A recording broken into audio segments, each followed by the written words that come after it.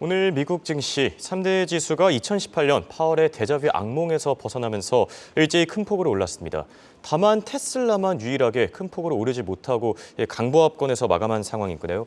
오히려 머스크의 이 테슬라와 트위터, 스페이스X 3개사가 모두 부당해고로 고소를 당한 상황이기도 합니다.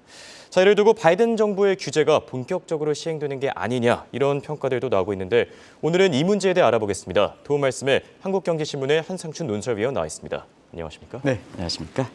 네, 오늘 미국 증시 큰 폭으로 올라줬습니다. 그동안 낙폭이 워낙 컸던 탓일까요? 1%대의 상승도 좀 상대적으로 커 보이긴 한데 어떻게 보셨습니까? 네, 우리가 그 12월 패드 회의가 끝나고 나서 사실 패드 인사들이 피벗에 대한 기대를 약화시켰기 때문에 산타랠리를 좀 져버렸다. 패드와 파월이 이게 이제 2018년에 당시의 그 상황과 비슷하대해서 많은 그 증시 비관론자들이 2018년 데자부가 되지 않느냐 하는. 근데 이 방송을 통해서는 그럴 가능성이 적다고 이렇게 말씀드렸습니다. 오늘부로 일단 그동안 12월 회의 이후에 미국의 월가에서 이렇게 짓눌려왔던 4년 전에 데자부 악몽에서 벗어날 움직이다 이렇게 보겠습니다. 지금 상태에서 오늘 홍행크도 증시에 대해서 이렇게 굉장히 감이 들어오니까 한 1.5% 평균적으로 3대 지수가 오른 거에 대해서는 지금의 이렇게 분위기를 볼 때는 상당히 큰 폭이다 이렇게 볼 수 있습니다. 누차 말씀드리는 당시에는 그 데자부 올 때 산타를 져버렸다 하는 그때가 이제 S&P 지수가 17% 정도 떨어졌거든요. 근데 이번 같은 경우에는 오늘부로 한 4% 정도 낙폭에 그치기 때문에 여기서 완전히 탈피한 것이 아닌가 이렇게 보고 있습니다. 또 한 가지는 또 투자 심리를 이렇게 개선시켰을 때 젤렌스키가 미국의 그 방문에서 사실 저는 역사적으로 봅니다. 지금 전쟁을 치르는 국가가 이렇게 미국과 그 정상회담을 열린다 하는 것은 많은 정치 군사 전문가들 사이에서는 평이 좋게 나왔습니다. 이걸 투자 심리를 개선시키는 그런 요인으로 되는데요. 왜냐하면 전쟁을 치르는 국가의 최고 통수권자가 어느 정도 미국에 이렇게 방문했다 하면 전쟁에 대해서 어느 정도 전환점이 되는 게 아니냐. 그래서 오늘 인플레 기대 심리가 사실 9월에 가장 낙폭이 많이 떨어졌습니다. 그거에 더불어서 전쟁이 종료될 때는 내년에 인플레 문제에 대해서는 완전히 잡힌다. 그러면 페드가 피벗에 논란이 있지만 피벗이 진행된다 하는 측면에서 주가를 3대 지수를 끌어올렸다 이렇게 보겠습니다. 여기 아까 서상현 본부장께서도 말씀하셨습니다는 사실 우리는 4분기에 증시 붕괴론자들이 얘기했던 미국 경제 침체 문제, 근데 사이버 매출이든가 이런 것이 굉장히 좋다. 4분기 성장이 괜찮게 나올 것이다. 근데 오늘 나이키의 를 비롯해서 소매 판매 실적, 이 소매 판매는 미국의 GDP 기여대 72%를 차지하는 민간 소비의 핵심이거든요. 그럼 GDP의 72%를 차지하는 게 호전이니까 경기에 대해서 침체 우려가 완화됐던 거죠. 그러다 보니까 기대 심리가 인플레 기대는 낮아져. 경기에 대해서는 연착륙해 골디락스 구조가 된 거죠. 그러다 보니까 증시가 끌어올렸다 이렇게 보시면 되겠습니다. 그래서 내년에 이렇게 여러 가지 증시 붕괴론 얘기하는 시각이 있습니다는 미국에서 이렇게 보면 내년에 사실 오히려 증시에 대해서 낙관론도 확산되는 분위기다 하는 걸 말씀드리겠습니다. 방금 경기 침체를 말씀하셨는데 그동안 경기 침체에 대한 우려가 너무 컸던 게 아닌가 이런 평가들에 대해서는 어떻게 생각하십니까? 이 경기 침체가 사실 과잉적으로 해석하면서 많은 증시 붕괴론자들이 올해 4분기에 주가가 떨어진다 아주 공포심을 자아냈죠. 4분기에 주가가 아주 많이 올라가니까 또다시 내년도에 더 큰 위기가 온다. 또 이렇게 넘어갔죠. 근데 한국에서는 유독히 그랬습니다. 근데 지금 한번 시청자 여러분 같이 한번 보겠습니다. 오늘 미국 경제가 소매 판매가 굉장히 좋게 나왔습니다. 그래서 경기에 대해서는 사실 경착륙보다 연착륙, 소프트 랜딩 가능성이 높다 하는 쪽으로 이제 낙관론이 좀 이렇게 확산되는 분위기고요. 독일 경제가 연일 좋습니다. 지금 아마 우리 홍영석과랑 이현 캐스터랑 같이 해서 독일 경제 좋다 하는. 그래서 유럽의 맹주격에 해당되는 독일 경제가 상당히 좋은 상태입니다. 그리고 내년도의 경우에 따라서는 우크라이나 전쟁이 이렇게 되면 올해 이렇게 베이스 이펙트 부분에서 올라가는 부분이 있을 거고요. 그리고 중국이 지금 사실 제로 코로나 시대에서 위드 코로나로 지금 가고 있지 않습니까? 내년도에 경기 드라이브 한다 하는 이런 측면이 되기 때문에 세계에서 보면 미국과 그다음에 중국과 그리고 독일 경제, 3대 경제권이 의외로 지금 좀 더 지켜보지 해야겠습니다는 그런 그 중시 붕괴론이 얘기했던 식으로 내년도에 더 큰 위기가 온다 하는 식으로 분위기는 저는 다르다 하는 얘기를 말씀드리겠습니다. 그런 걸 누차히 이 방송을 통해서 말씀드린 거거든요. 예.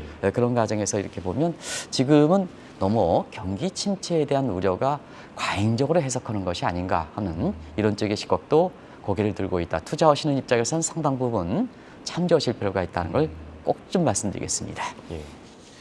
여기에 또 체크해야 되는 사안이 아무래도 일본은행의 통화정책 전환이 되지 않을까 싶은데 지금 뉴욕 증시에서는 반응이 어떻습니까? 네, 오늘 그 일본의 통화정책이 변했느냐 예. 하는 각도에서는 3일 찬화로 끝났다 이런 얘기도 나오고 있습니다. 예. 그래서 우리가 과연 일본의 통화정책에 변화를 준 것인가 하는 측면에서는 기본 골격은 변함이 없다 하는 쪽을 말씀드렸습니다. 예, 그렇죠. 마이너스 금리 정책이 그대로 유지하고 그랬습니다.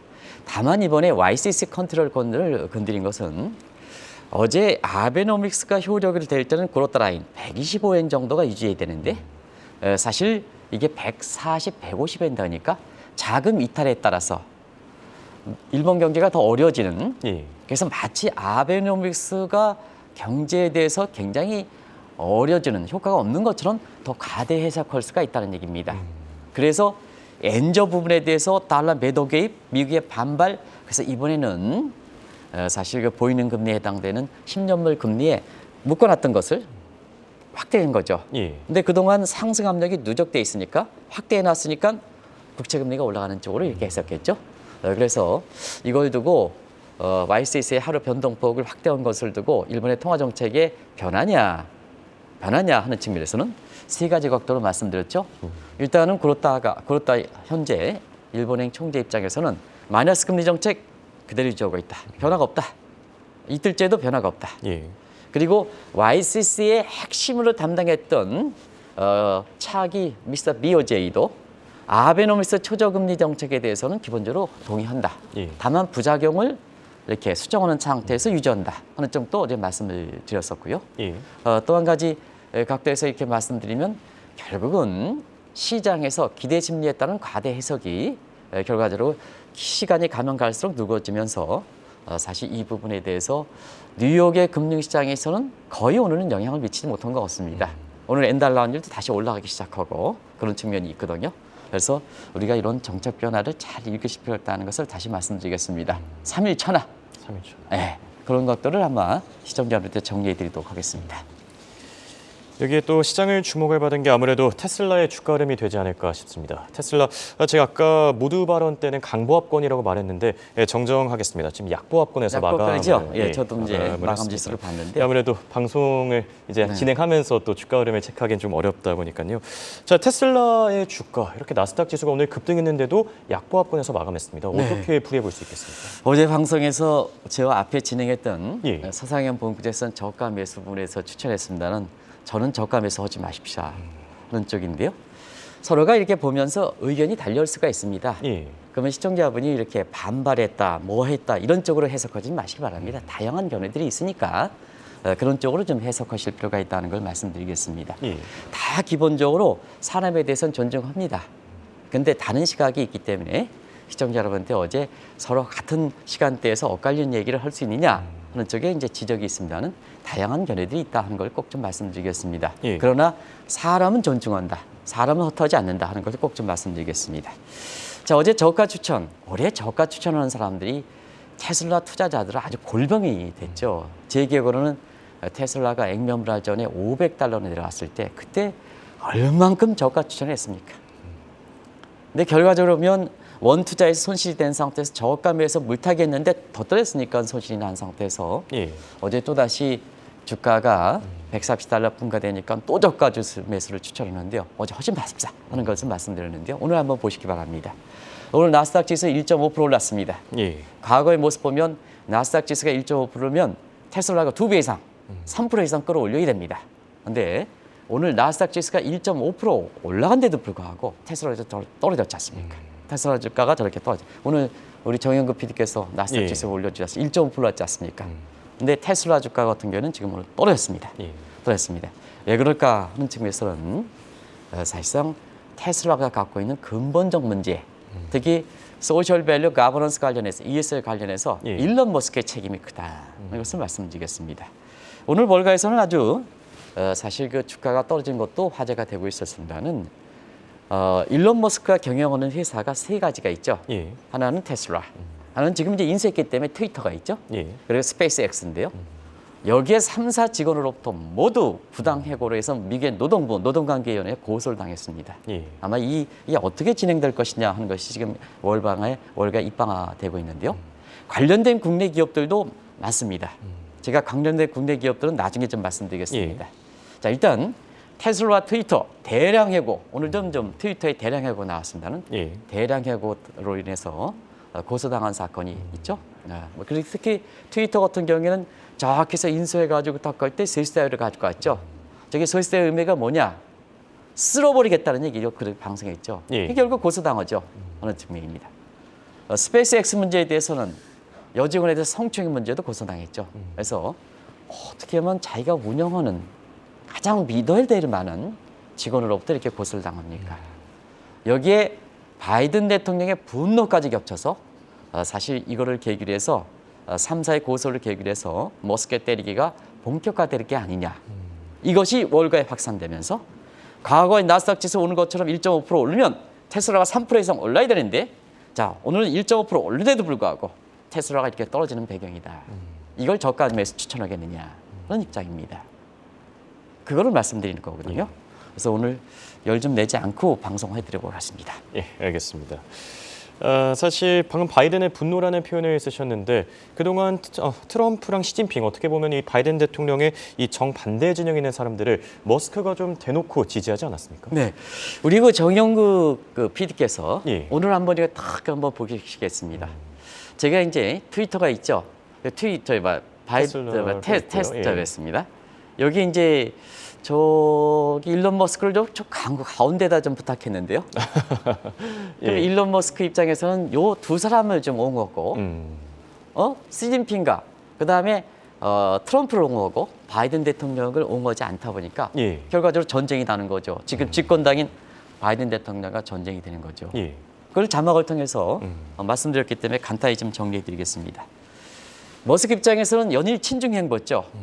그래서 작년 7월 달에 공산당 이렇게 창당 100주년위에서 시비어 청가, 시진핑 플러스 용비어 청가, 시비어 청가했죠. 아주 대놓고 했죠. 예, 그렇죠. 작년 12월에 신장 위구르, 여기 어디 있습니까? 미국 국민들을 코로나에 의해서 가장 이렇게 했던 이 지역이 아닙니까? 여기에 따라서 테슬라 신규 매장했죠. 예. 지금까지 이렇게 보면 판매량이 가장 안 좋다고 그래요. 그러다 보니까 판매량이 좋았으면 영업 전략상 좋다고 판단하는데 영업 전략 아니고 판매량이 가장 부족하는데 저기 왜 설치했느냐? 오해가 날 말하죠. 그렇죠. 그리고 올해 3월 때는 프리몬트의 친강대사, 이거 미국에 대해서 가장 싫어하는 사람이거든요. 이걸 초청했죠. 그러면 바이든 입장에서는 어떻게 하겠습니까? 바이든 입장에서는 당연히 일론 머스크에 대해서 반항하는 거로 이렇게 알고 있죠. 예. 그리고 사실 그 트럼프에 대해서는 어떠냐 하면요. 자, 중간 선거 당시에 공식적으로 보면 민감한 시점에 트럼프라든가 그다음에 공화당을 공식적으로 지지를 했죠. 그러면 바이든 입장에서는 눈에 가시죠. 가시죠. 그런 과정에서 오늘 그 3사들이 자신이 운영하는 3사들이 고소를 당하는 걸 계기로 해서 다른 측면도 있습니다는 월가에서 보면 테슬라 때리기, 머스크 때리기, 트위터 때리기, 스페이스X 때리기 이런 쪽에 얘기들이 나온다 이렇게 보이겠습니다. 예, 알겠습니다.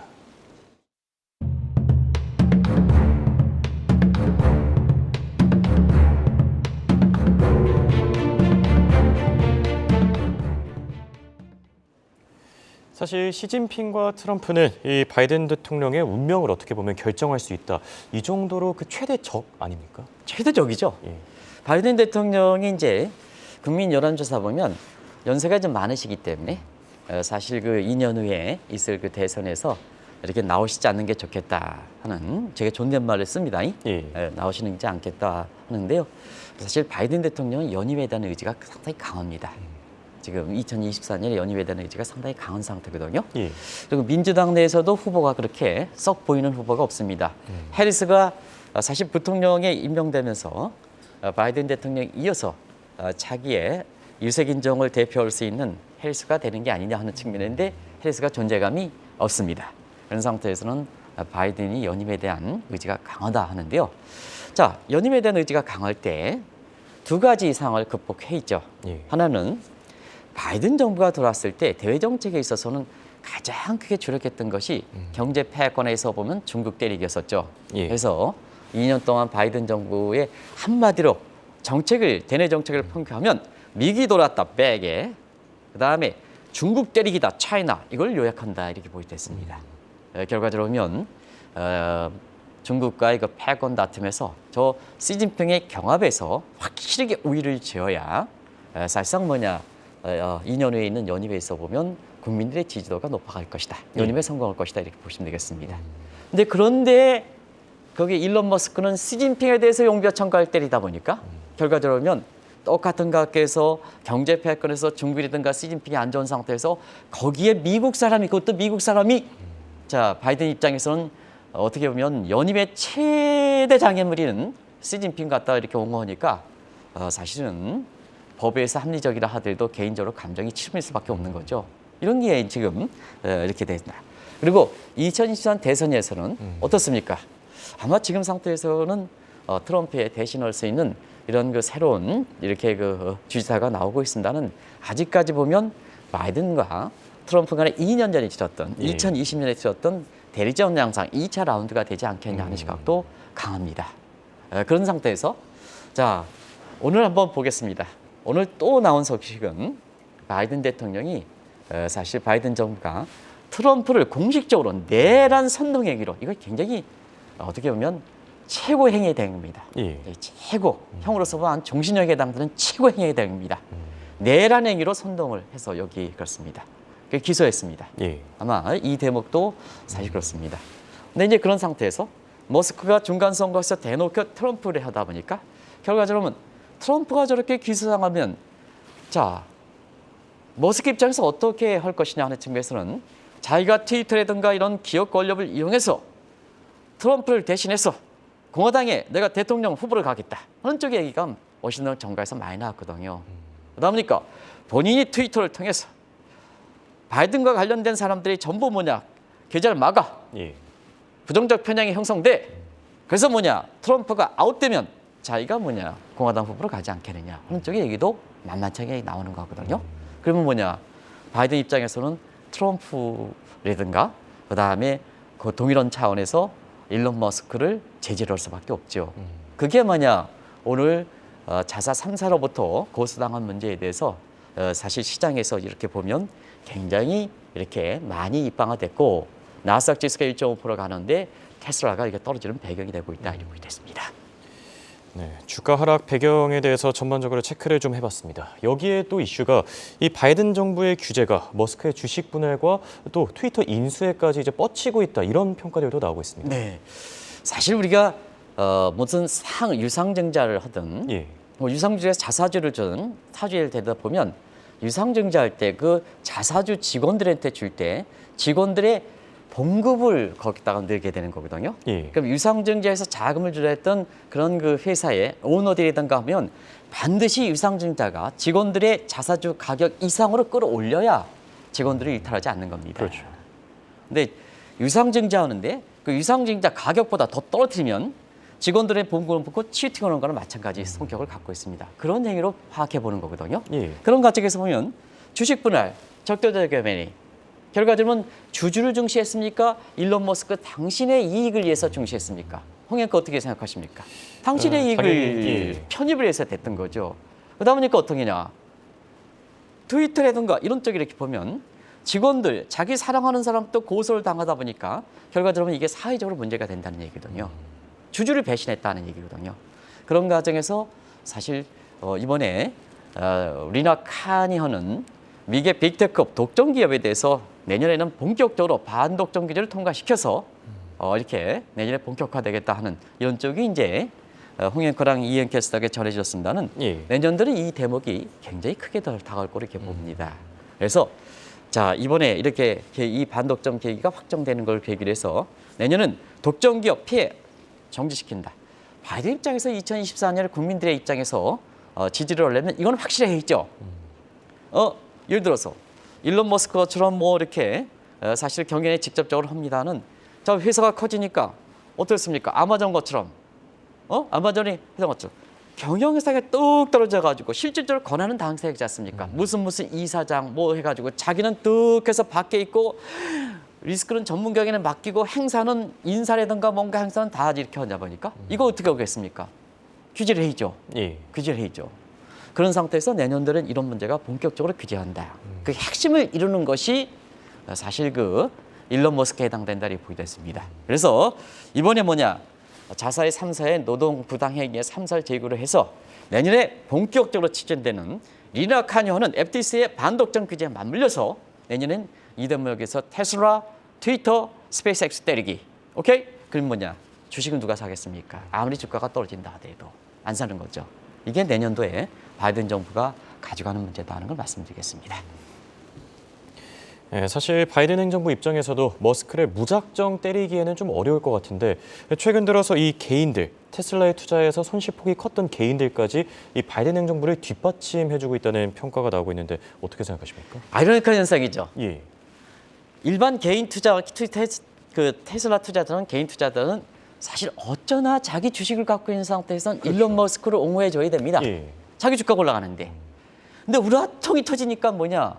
오죽했으면 테슬라에 투자했던 사람들이 손실폭이 크니까 바이든 정부의 테슬라 때리기, 일론 머스크 때리기 여기를 옹호해 주겠습니까?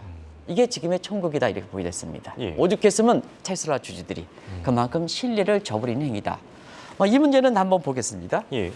올해 들어서 하락폭 60%죠. 그럼 오늘 지금 나스닥이 1.5% 올랐죠. 올해 들어서 나스닥 하락폭이 한 31% 정도 될 겁니다. 여기 2배죠. 시청자 여러분 놀라지 마시기 바랍니다.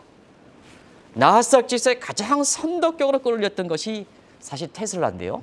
그게 테슬라 신호 아닙니까? 일론 머스크 신호니까. 올해 들어서 나스닥 지수가 전체적으로 31% 하는데 자 테슬라는 거의 작년 대비해서는 최고치 대비해서는 70%고 올해 들어서는 60% 2배 이상 떨어졌죠. 이걸 가지고 추천하는 겁니까? 추천하는 겁니까? 그러다 보니까 개인 투자의 손실폭이 지난번에 130조 정도 됐는데요. 지금 170조 정도 육박하는 상태입니다. 그러다 보니까 뭐냐? 그 돈, 테슬라에 투자했던 돈 얼마큼 애틋하게 벌었습니까? 근데 일론 머스크의 행위로 인해서 이렇게 떨어져? 그러면 바이든 대통령 근절해? 일론 머스크 근절해? 자, 아무리 테슬라에 대해서 개인 투자했다 하더라도 일론 머스크 옹호하겠습니까? 자, 저 근절시켜야지 테슬라 주가가 올라갈 수 있다. 그런 측면에서 테슬라 저거 뭐냐? 때리기에 테슬라의 개인 투자자들이 옹호를 하고 있다는 얘기입니다. 옹호. 그러다 보니까 그 용어가 나왔죠. 그 용어를 한번 보겠습니다. 예. 참다 못한 개인들의 투자자들이 분노에 손절하고 있는데요. 이런 용어가 있다 그래요. 저도 뭐 깜짝 놀랐습니다. 예. 테슬라를 사랑한다. 그러니까 테슬라 플러스 러블리. 테슬리죠. 예. 근데 저걸 믿고 투자했는데 60% 이상 손실이 났다. 그러다 보니까 테슬라에 추천했다가 저거 보니까 지금 염라대왕 앞으로 빨리 갔다. 그래서 테슬라 플러스 염라대왕, 테라대왕이라는 표현을 쓴다 그래요. 예. 이게 하나의 사실 그 하나의 용어 자체지만 얼만큼 이게 개인 투자들의 울분이 있었던가. 예. 내가 투자한 회사에 주가가 올라가야지 내가 갖고 있는 재산이 되는데 믿지를 못하겠다는 얘기입니다. 그런 상태에서 그걸 근절시키는 바이든 대통령을 더 정부가 근절시켜야 테슬라 주가가 올라간다는 얘기거든요. 그러다 보니까 일론 머스크 쫓겨내는 오죽했으면 근로자들이 자기의 창업자, 오너를 이렇게 사실 저버리겠습니까? 예, 그렇죠. 이게 올해 테슬라 모습이다. 일론 머스크 모습이다. 트위터 모습이다. 스페이스X 모습이다. 이렇게 보시면 되겠습니다. 네, 참 시사하는 바가 많은 문제인 것 같습니다. 그런데 우리도 사실은 이 테슬라, 일론 머스크 이런 사태와 크게 다를 바가 없다 이런 얘기들도 나오고 있습니다. 네, 그런 누차 있기 때문에 간단히 정리했죠. 예. 올해 들어서 주주들한테 주식회사가 주주를 저버리는 행위, 그다음에 사실 창업자라든가 CEO가 근로자들한테 외면당하는 행위 이런 게 많았죠. 그걸 이제 정리했던 것이 투자기업의 배신해서 올해 카카오라든가 이런 쪽에서 물적 분할, 중복 상장 얼마나 많습니까? 예, 그렇죠. 그다음에 오너 입장에서 유상증자 가격보다 취득가를 더 떨어뜨려 근로자 임금 착취, 횡령, 그다음에 자사주 매각 행위 이런 행위 얼마나 많았습니까? 예. 어떻게 경영자들이 자사를 매각합니까? 이런 얘기들이 많았죠. 그리고 또 한 가지는 옵티머스, 그다음에 디스커버리 라임, 불법 행위 얼마나 많습니까? 우리도 미국과 테슬라와 똑같은 행위다. 빨리 건절시키지 마시기 바랍니다. 빨리. 그래서 지금은 더 이상 방치하지 못해서 테슬라에 대해서 미국의 테슬라 투자자들이 테슬라의 오너를 반고 바이든 정부의 옹호하는 것과 마찬가지로 이제는 연대해서 움직인다. 우리나라도 연대해서 움직이죠. 지금 뭐냐면 예. 그런 얘기들이다. 그래서 뭐냐, 자, 주식회사는 주주들의 무서움, 그 다음에 오너들과 씌우는 근로자들의 무서움, 이걸 좀 알아야 될 때가 됐다 이렇게 보겠습니다. 그런 과정에서 이복훈 금감장을 제가 지금 계속해서 말씀드리는 법과 원칙에 따라서 하면 됐습니다. 그래서 내일이면 새로운 그 금태엽 회장도 이렇게 나오십니다는 예. 세 분을 제가 다 잘 알고 있는데요. 내년에는 개인적으로 여야 그 국회의원과 우리나라에서 이런 일탄 얘기들을 해서 백서를 NGO랑 같이 낼 계획입니다. 저한테 요청을 했는데요. 예. 그래서 이 방송에서 좀 세게 얘기해서 그런지 제가 적임자대에서 글을 읽대라 그랬는데요. 예. 많은 게 한번 자본시장 발전 차원에서는 그런 거를 근절시켜야 되기 때문에 그렇죠. 우리나라의 자본시장 발전 차원에서 그렇다 하는 걸 말씀드리겠습니다. 그런 걸 꼭 정리해드려야 되겠습니다. 이렇게 오늘은 일론 머스크와 또 바이든의 분노를 주제로 얘기 나눠봤습니다. 지금까지 도움 말씀에 한국경제신문의 한상춘 논사위원이었습니다. 대단히 고맙습니다. 네, 고맙습니다.